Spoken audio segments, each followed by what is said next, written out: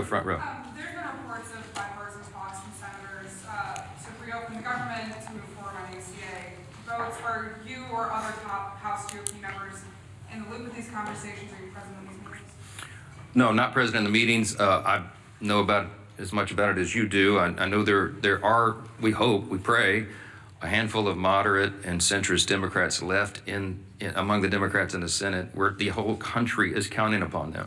I have said here, I do not expect that Chuck Schumer or Hakeem Jeffries will ever vote to reopen the government. I don't think that they're willing to face the wrath of the leftist base. They see what's happening in New York City and in their state of New York, and they're terrified by that. I mean, we've made that very clear, and I think the evidence speaks for itself. So we're going above the heads of the so-called leadership, and we are appealing to the consciences of a handful of people in the Senate who want to do the right thing and just stop the pain for the American people. And we pray that today is that day. Maybe tying for the longest shutdown in history is something that they can claim as some sort of success. But it's sickening. It's sickening to see a political game being played. We're not playing a game here. We never were. Back on September 19th, to remind you all again, we passed a clean, nonpartisan CR that's 24 pages in length, had not a single Republican priority on it. Why? Because we did it in good faith, because we didn't want this eventuality to occur. We knew it would be too painful for the people, and that's why we've always done the right thing, as everyone has said over and over. Now they won't, and we all know why. Yes, sir. No.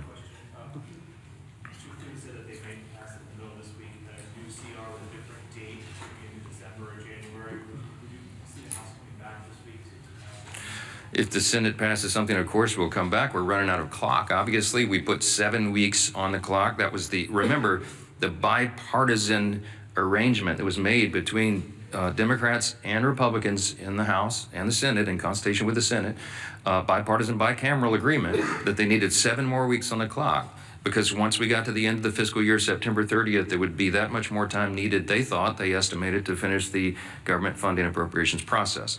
The Democrats have played games, and we've lost so many of those days now. So if they extend it, obviously that logically makes sense to us. I am not a fan of extending it to December because, let's be frank, a lot of people around here have PTSD about Christmas omnibus spending bills. We don't want to do that. It gets too close, and we don't want to have that risk. Well, we're not doing that. We're not doing that.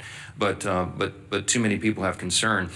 I think putting it into January makes sense, but we've got to obviously build consensus around that. There's some discussion about it. We'll see where it lands. I'm not sure. Scott, real quick. Yeah, Scott. Mr. Speaker, you referenced the passing of Dick Cheney earlier, who was arguably the most powerful vice president in our lifetimes. Obviously, he had a complicated relationship with President Trump in his later years, as did his entire family. But he served, I think, 3, maybe 4 presidents in the White House in some of the top roles. Do you have any personal reflections, or did you have any interactions with Cheney as you were sort of coming up in Republican politics in Louisiana? And do you think, are there any plans for him to lie in the state here at the Capitol where he served? Well, this all, just was announced this morning, so there's not been any discussion about that yet. My interaction with him personally was limited when I was a freshman in Congress, and the 115th Congress came here in January 2017. One of my classmates was Liz Cheney, and we were in the same class. And I think I met her father for the first time with her personally. And of course, I was honored to meet him. At the time, everybody was aligned on the same page on everything. And I, admired what he had done in Republican politics to that point. And I meant what I said when I came up here and began this morning, that even when we have political differences with somebody later in life, you have to honor the sacrifices and the service they gave to their country. We certainly do that for the former vice president, and our prayers go out to the whole family. So, yeah. You talk about the split screen between the Democrats are doing it, what the Republicans are doing. What about the split screen about the fact that the Trump administration is administering only part of the SNAP program while President Trump is having a gathering party at Mar-a-Lago? I reject the premise of the question. Let me talk about SNAP. Okay. By the way, the president had an annual Halloween themed party every year at Mar-a-Lago. That's what he went back to, his obligatory tradition. And I just discount what you're trying to do there. The SNAP benefit is a very important question. The White House has bent over backwards, as we've recounted here, every morning to make sure that Americans' pain is mitigated as much as possible, reduced as much as possible. So we got the troops paid. They made creative solutions for that. The WIC funding for women, infants, and children.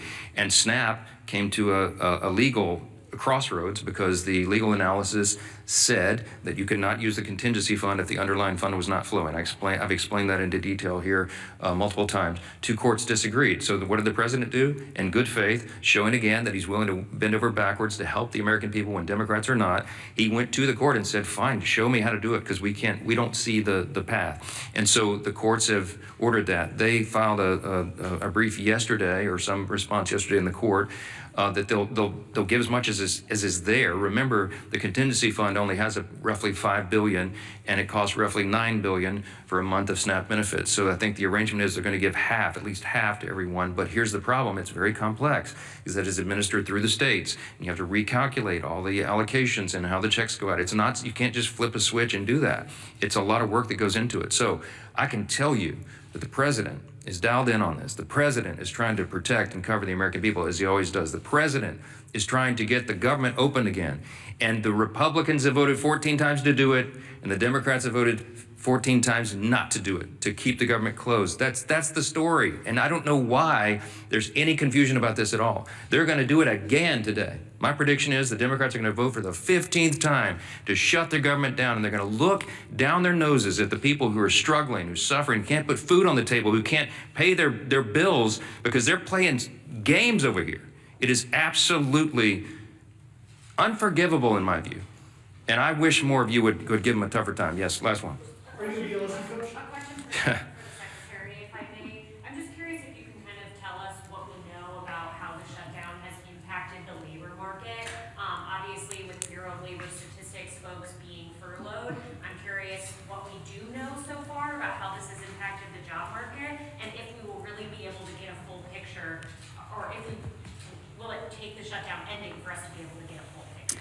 Yeah, thank you for the question on the Labor Department and specifically BLS, the labor statistics, how important those data points are in order for the markets, in order for employers to understand what the workforce is needed. We are not able to release a lot of those reports because we have those furloughed employees. So once the government is open, we will get right back to work in releasing that. We released one report earlier this month because that was required by law, and the CPI, in order to talk about Social Security checks for 2026, that had to be calculated. So we brought some workers back for that, but we will not be able to release the other data points.